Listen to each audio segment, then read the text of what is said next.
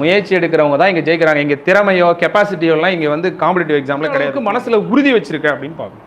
எய்தற்கு அரிய ஏய்ந்த கால் அந்நிலையே செய்தற்கரிய செயல்னார் வள்ளுவர்.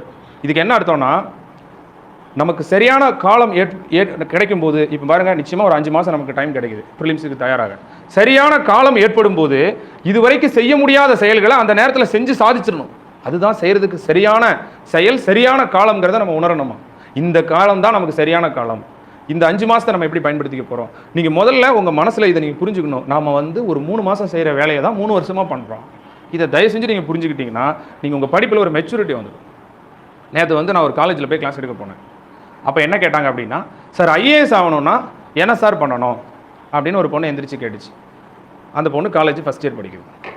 ஏம்மா நீ ஃபஸ்ட் இயர் படிக்கிற, நீ ஐஏஎஸ் ஆகணும்னா ஒரே ஒரு பண்பு ஒன்று இருந்தால் போதும், சமுதாய நல்லெண்ணம் ஒன்று இருந்தால் போதுமா, நீ ஐஏஎஸ் ஆகிடுவேன்.